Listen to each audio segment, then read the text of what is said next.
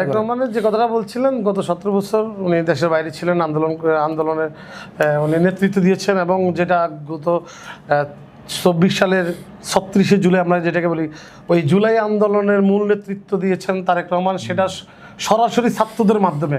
ছাত্র কারা? এই ছাত্র দলে যারা জড়িত ছিল হাজার হাজার ছাত্র মেধাবীদেরকে লেলিয়ে দিয়েছেন ছাত্র রাজনীতিতে। তোমরা সবাই এক ঐক্যবদ্ধ হও, ছাত্র আন্দোলন করে ফ্যাসিস্টকে বিতাড়িত করা, এটাই তারেক রহমানের সর্বোচ্চ মেসেজ ছিল।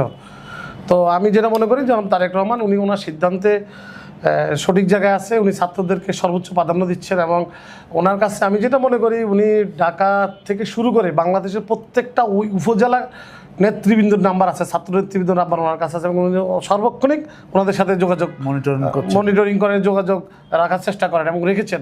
36শে জুলাই আন্দোলনে উনি একটা ওয়ার্ড কাউন্সিলরের ছাত্র নেতাকে উনি ফোন দিয়ে কথা বলেছেন আন্দোলনকে বেগবান করার জন্য। কারণ আপনি জানেন ছাত্রদের মধ্যে যে স্প্রিয়া থাকে, তাদের শরীরে যে রক্ত গরম, আন্দোলন এবং দেশকে এগিয়ে নেওয়ার জন্য ছাত্র রাজনীতি সর্বোৎকৃষ্ট রাজনীতি।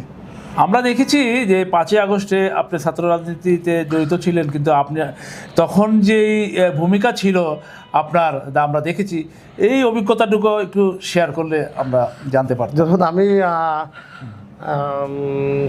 জুলাই আন্দোলনের যে সময়টা ছিল, আমি যেহেতু স্কুল লাইফ থেকে আমি ছাত্র রাজনীতিতে জড়িত, তো স্কুল কলেজ ইউনিভার্সিটি সব লাইফে চেঞ্জ করছি, কিন্তু ছাত্র রাজনীতির মজা আমি কখনোই পাইনি।